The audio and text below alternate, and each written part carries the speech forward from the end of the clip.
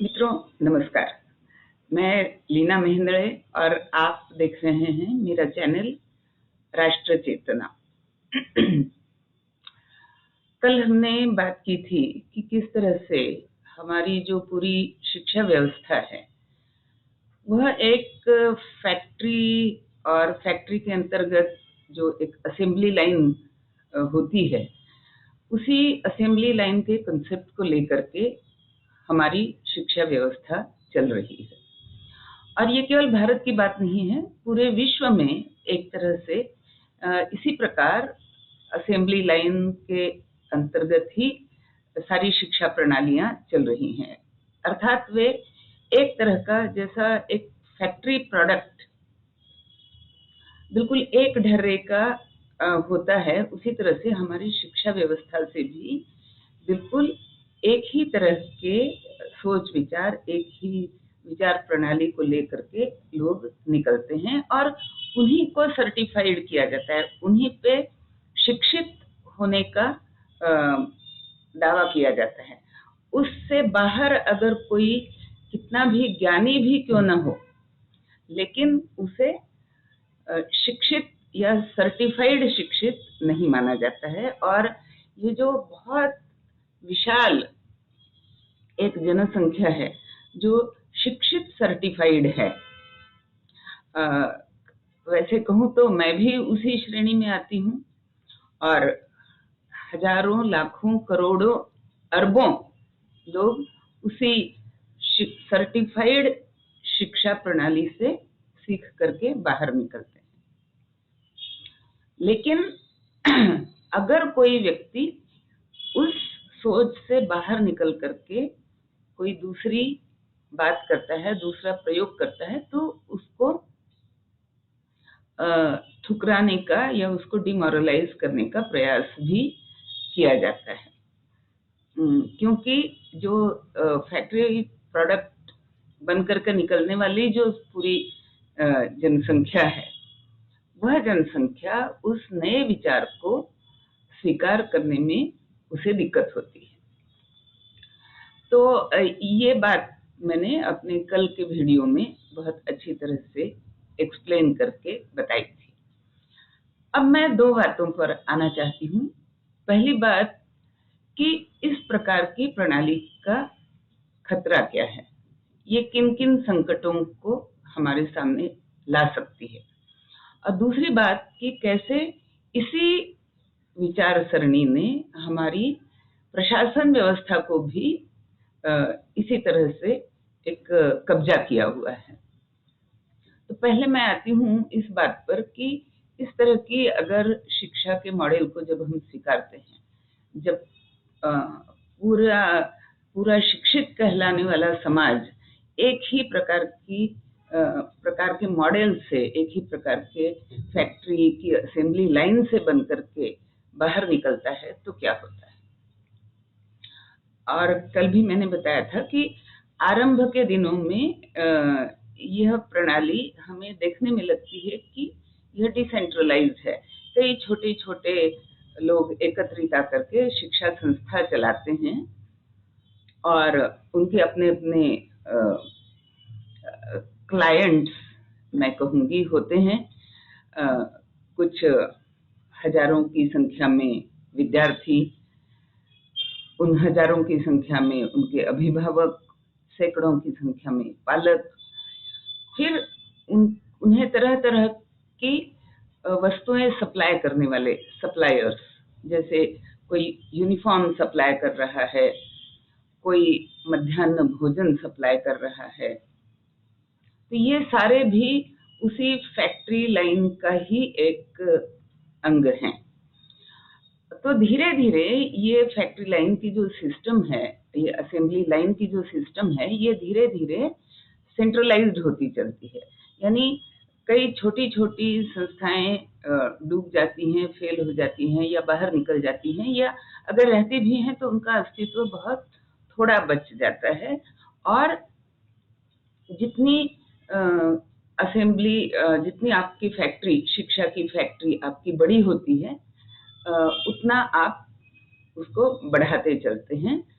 तो इसमें होता क्या है कि जब आप एक बहुत बड़ी केंद्रित व्यवस्था के मालिक बन जाते हैं, तब जो आपके मन में विचार है या आपको जो सिद्धांत सही लगते हैं, उन्हीं सिद्धांतों को आप उस असेंबली लाइन में डालेंगे और आपका प्रोडक्ट उसी तरह से निकलेगा। तो आज विश्व भर में जो सबसे सफल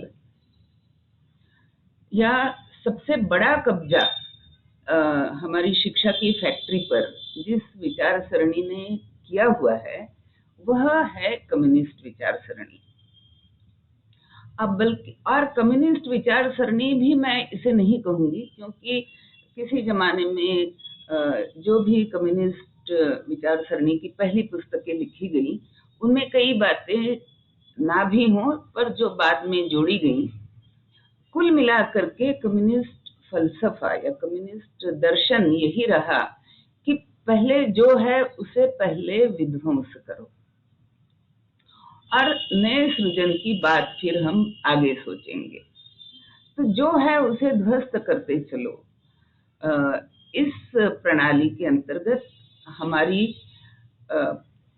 अलग अलग सोच वाली जो भारतीय शिक्षा प्रणाली थी, जहाँ हर गुरुकुल अपनी अपनी तरह का एक विशेष अलग सिद्धांत बनाया करता था, प्रतिपादन किया करता था, एक अलग प्रकार का ज्ञान दिया करता था, एक अलग सोच को वो आगे बढ़ाता था।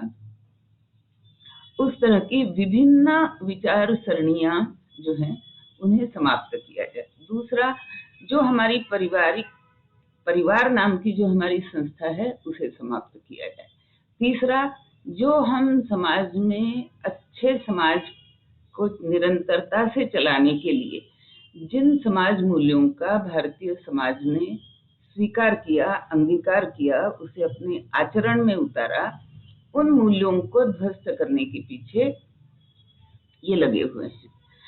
और सबसे बड़ी बात, इस पूरे विध्वंस के खेल में एक अजीब तरह का एक सिद्धांत आगे बढ़ाया जा रहा है। और देखिए, दो बातें होती हैं। एक होता है गरीबी, तो एक होता है कि गरीबी की परिस्थिति, और एक होती है कि गरीबी की मानसिकता, और उस मानसिकता को अच्छा बताना। तो गरीबी की परिस्थिति ये है कि कोई व्यक्ति है, बहुत प्रयास कर रहा है, मेहनत कर रहा है, लेकिन उसके संसाधन पूरे नहीं पड़ रहे हैं।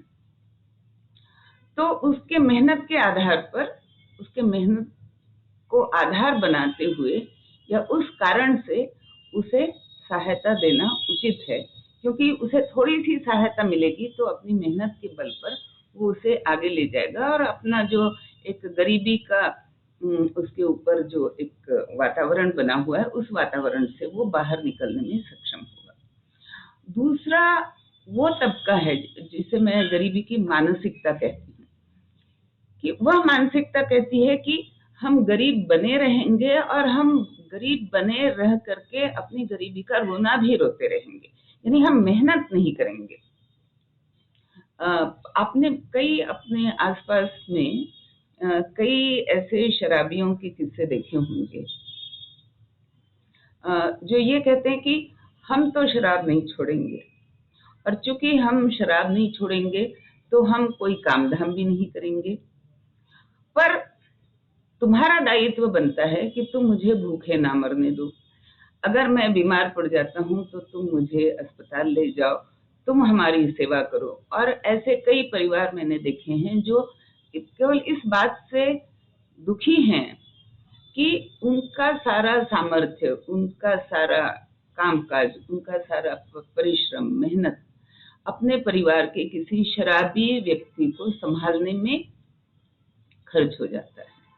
तो जो गरीबी की मानसिकता जो मैं कहती हूँ, वो भी कुछ इसी तरह की है कि भैया हमें तो गरीब बने रहना ही पसंद है, क्योंकि हम निकम्मे हैं। देखिए, एक दूसरा भी एक गरीबी का तरीका ये होता है कि मैं परिश्रम कर रही हूँ, मुझे अपने परिश्रम से इतना उत्पादन मैं करती हूँ या इतना मुझे पैसे मिलते हैं, और इतने पैसे में कैसे जिया जाता है ये मुझे पता है, तो मैं अपने उतनी आमदनी से संतुष्ट हूँ, और संतुष्ट होने के कारण मैं अपनी आमदनी को आगे बढ़ाना नहीं चाहती। तो जितना परिश्रम मैं कर रही हूँ, उतने परिश्रम से मैं कुछ आमदनी कमा रही हूँ, उतने आमदनी पे मैं अपना गुजारा कर रही हूँ और एक संतोष की जिंदगी में जी रही हूँ।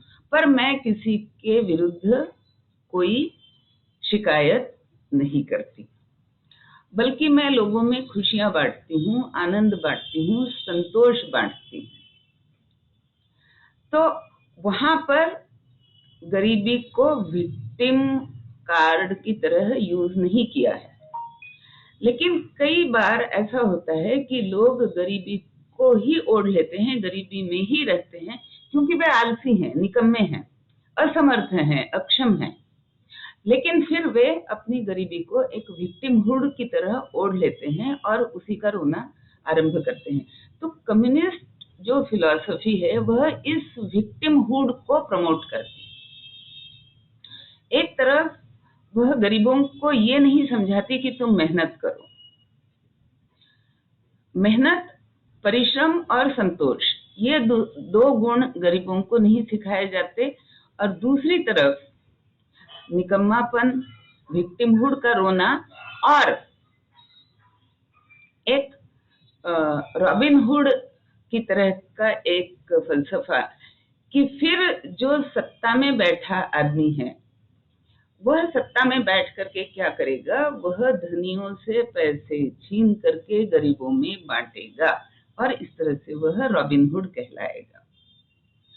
तो और इस तरह का रॉबिनहुड बनने के लिए और रॉबिनहुड की सत्ता चलाए रखने के लिए विक्टिम कार्ड वाले गरीब होने आवश्यक होते हैं। तो ये सिद्धांत या यह एक सामाजिक व्यवस्था, इस व्यवस्था को कम्युनिज्म प्रमोट करता है, और आज वह इस व्यवस्था को अपने शिक्षा की जो फैक्ट्रियां उसने कब्जे में कर रखी हैं उनके माध्यम से चलाता है।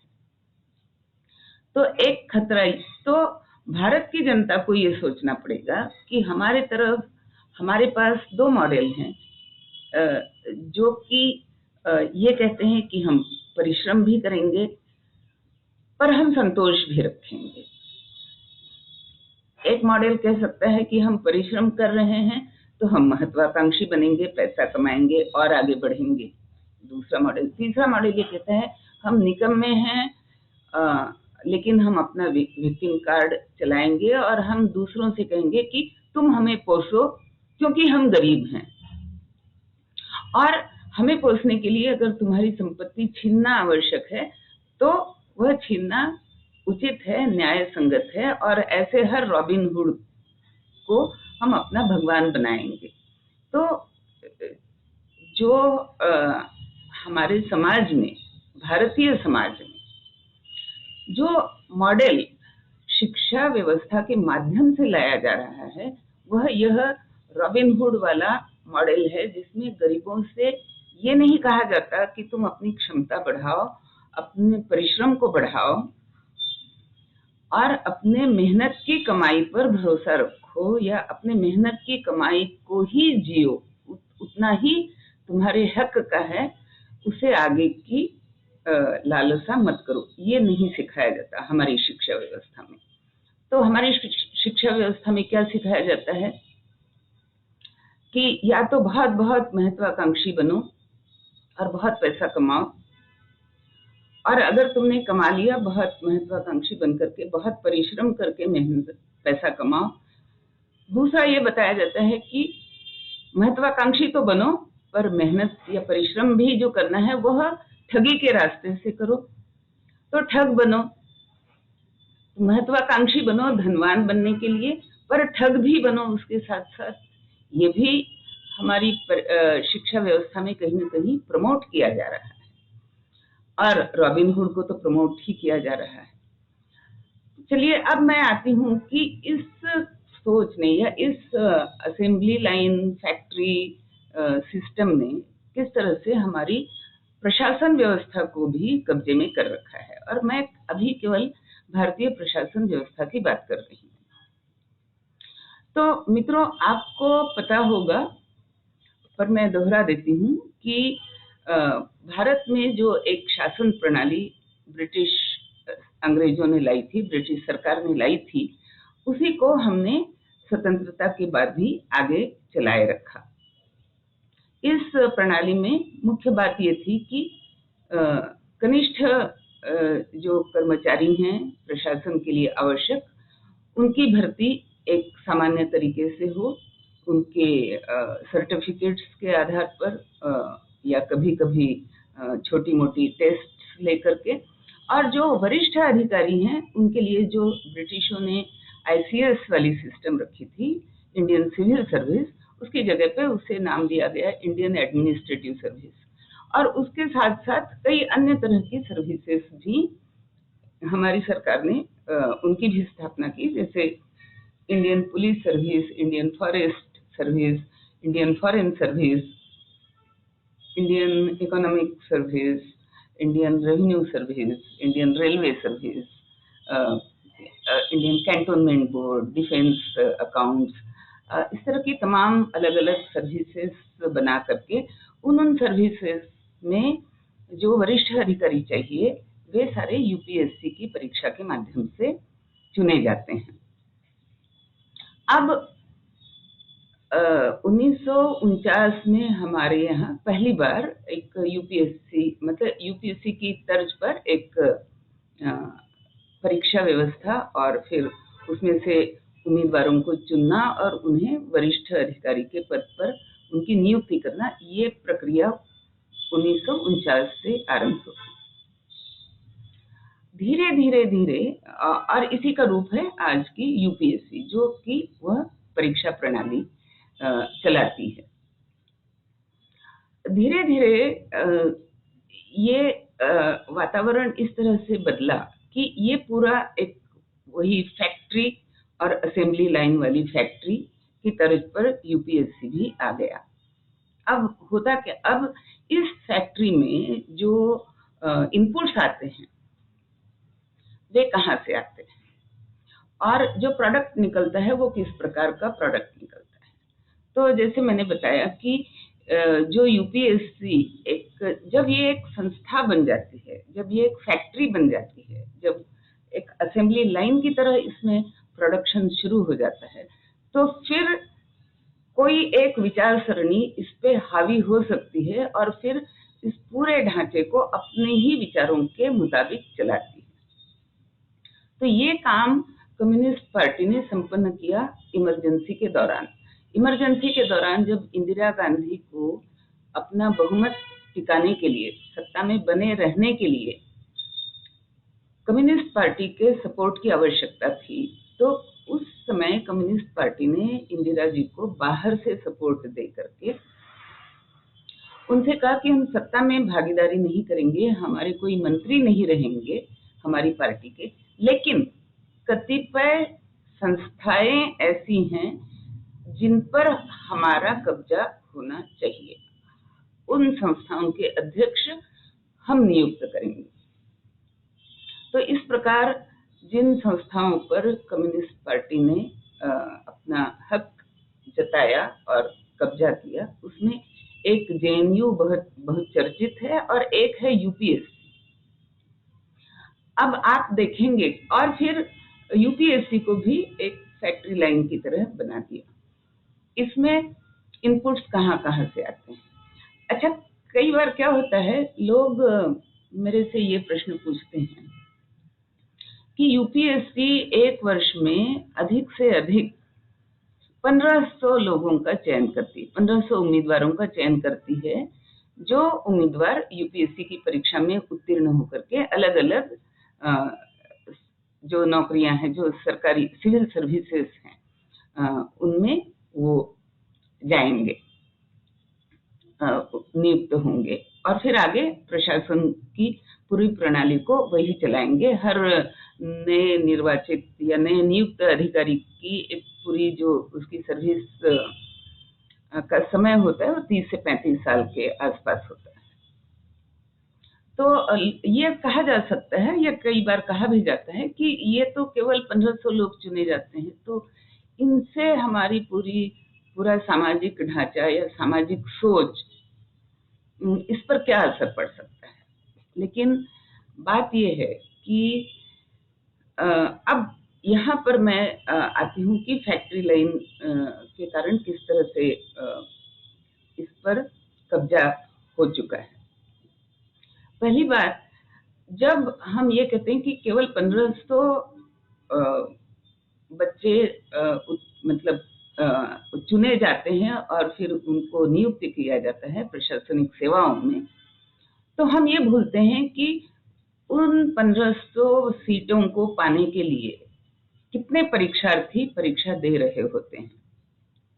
वह संख्या आज के दिन 10 लाख से अधिक है। समझिए 15 लाख, 15 लाख में से केवल 1500 उम्मीदवार चुने जाने हैं, लेकिन तैयारी कर रहे हैं 15 लाख। और जो तैयारी कर रहे हैं अब 15 लाख कोई छोटा आंकड़ा नहीं होता है। और ये विद्यार्थी तैयारी कितने दिन करते हैं? आपको लगता है 15 दिन, 20 दिन? जी नहीं, ये तैयारी कर रहे होते हैं 8 वर्ष, 10 वर्ष तक। एक एक उम्मीदवार जो एक बार असफल हुआ, दूसरी बार प्रयास करता है, तीसरी बार करता है, चौथी बार करता है, 6-7 बार उसे मौका दिया जाता है। हर वर्ष वह तैयारी करते रहता है, तैयारी में लगा रहता है। तो 15 लाख विद्यार्थी, करीब करीब समझो कि हर विद्यार्थी औसत 4 वर्ष तक तो तैयारी कर ही रहा है। और इस तैयारी के दौरान वह क्या पढ़ता है? तो जब मैंने यूपीएससी की परीक्षा दी थी 1973 में, तब मुझे ये कहा गया था कि आपको अखबार पढ़ना बहुत आवश्यक है इस परीक्षा की तैयारी के लिए। मैंने कहा ठीक है, कौन सा अखबार पढ़ूं? तो उन्होंने कहा 3 अंग्रेजी के अखबार पढ़ लीजिए और 3 हिंदी के अखबार पढ़ लीजिए। तो मैंने कहा ठीक है। तो हमारा एक ग्रुप था लेडीज हॉस्टल में, तो हम लोगों ने सारे ने मिल करके 6 अखबार हमने उठाए, और वो 6 अखबार हम लोग रोजाना पढ़ते थे और उसके आधार पर हम तैयारी करते थे। आज की परिस्थिति, जो मैंने डिसेंट्रलाइजेशन और सेंट्रलाइजेशन की बात करी, आज की परिस्थिति ये है कि वो एक तमाम दूसरे अखबार इस मतलब प्रिपरेटरी मोड में से निकल चुके हैं। केवल 2 अखबार बचे हैं, द हिंदू और द इंडियन एक्सप्रेस। यही 2 अखबार पढ़ने के लिए सिफारिश की जाती है। इन्हीं 2 अखबारों में छपी हुई बातें यूपीएससी की परीक्षा में सर्वमान्य उत्तर लिखने के लिए मान्यता प्राप्त हैं। और जो कोचिंग क्लासेस हैं, कोचिंग सेंटर्स हैं, आज भारत में, पूरे भारत को अगर मिला करके जोड़ा जाए तो कम से कम 10,000 कोचिंग सेंटर्स। हर कोचिंग सेंटर अपने अपने तरीके से अपनी अपनी पुस्तकें छापता है और अपने विद्यार्थियों को यह उनके ऊपर एक जबरदस्ती होती है कि आप हमारी कोचिंग सेंटर में हैं तो आप हमारी ये पुस्तकें खरीद करके पढ़ेंगे, फिर क्योंकि उसी के बेसिस पे हम स्नैप टेस्ट लेंगे वगैरह वगैरह। तो ये कोचिंग सेंटर का एक बहुत बड़ा व्यापार, ट्रेड और बड़ा सक्सेसफुल कमर्शियल मॉडल बन चुका है, क्योंकि एस्पिरेशन रखने वाले विद्यार्थी बहुत होते हैं।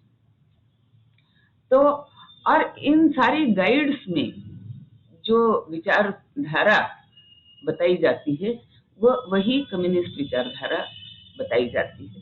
जो पेपर सेट किए जाते हैं वे उसी प्रकार के पेपर सेट भी किए जाते हैं। एक बार मैं शॉक हो गई थी जब मैंने यूपीएससी के एक पेपर में यह प्रश्न देखा जहां पर किसी एक राजनीतिक पार्टी के बारे में ये कहा गया था कि यह राजनीतिक पार्टी ये कहती है और इस तरह से वह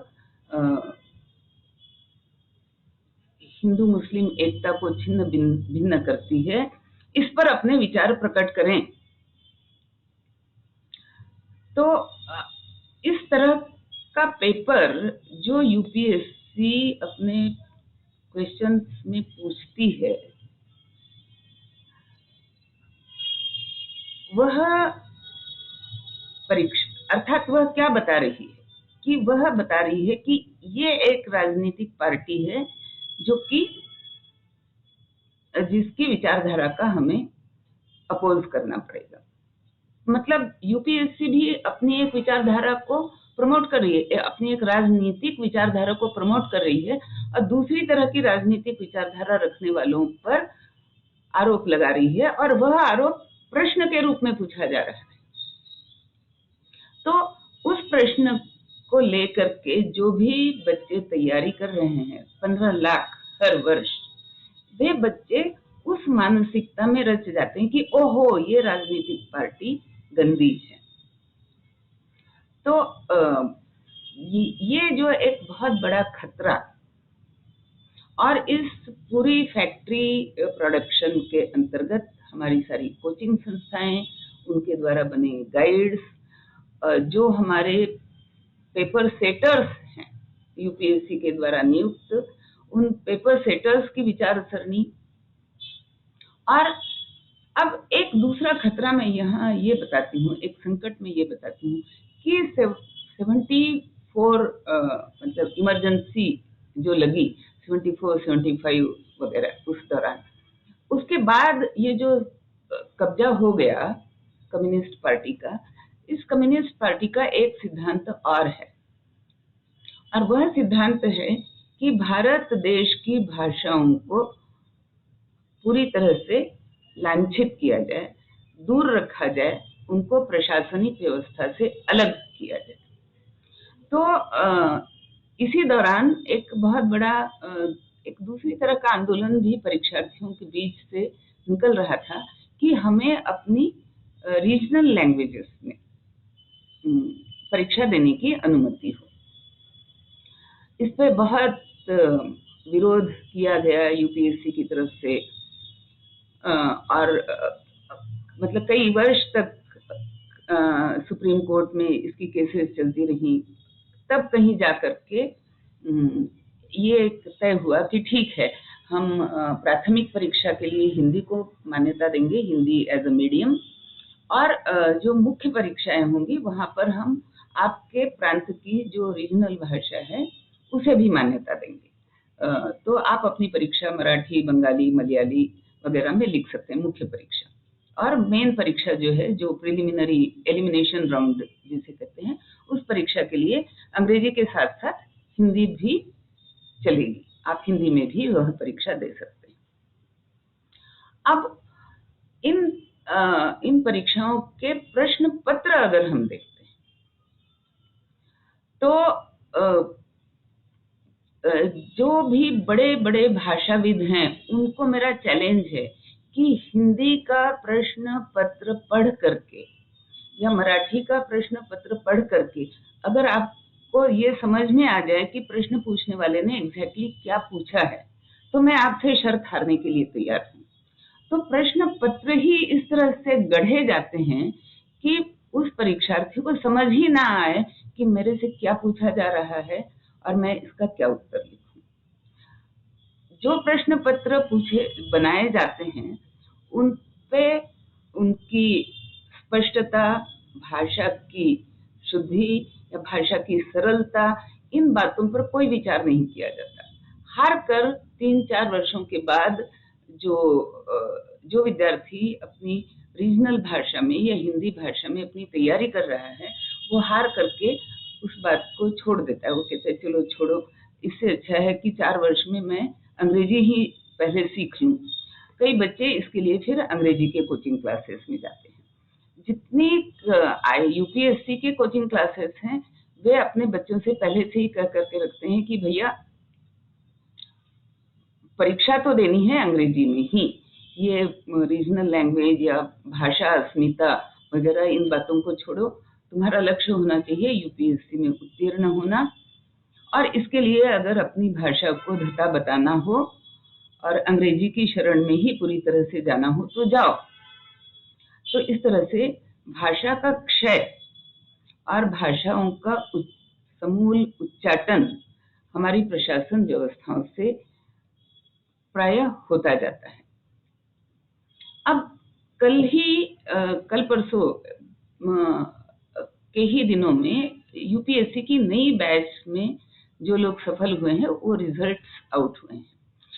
पहले तो मैं उन सभी विद्यार्थियों को बहुत बहुत अभिनंदन करना चाहती हूँ, बधाई देना चाहती हूँ। लेकिन और ये भी मैं जताना चाहती हूँ उन्हें कि अगले 30-35 वर्ष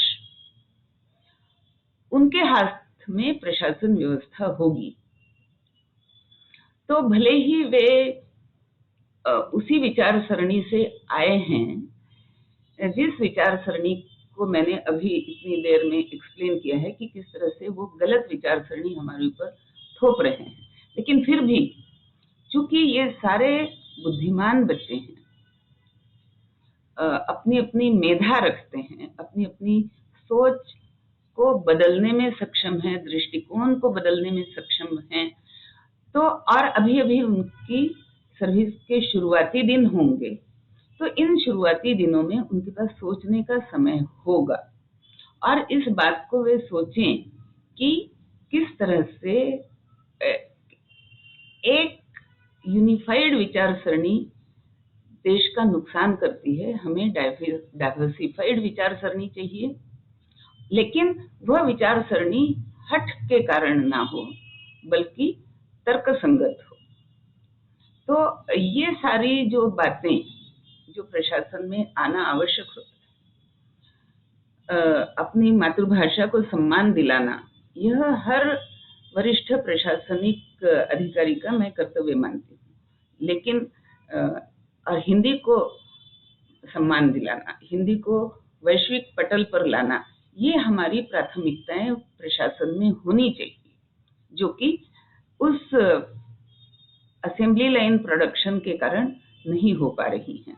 तो ये कुछ बातें हैं जिन्हें मैंने अपनी तरह से समझने का और आपके सामने रखने का प्रयास किया है। इस पर अगली चर्चा होती रहनी चाहिए, ये मेरी मान्यता है। आशा है आप लोग सब उस प्रकार की सोच को या उस प्रकार की चर्चा को आगे बढ़ाएंगे अपने अपने स्थान पर, अपनी अपनी तरह से। नमस्कार, आप सबों को वंदे मातरम और भारत माता की जय। राम राम।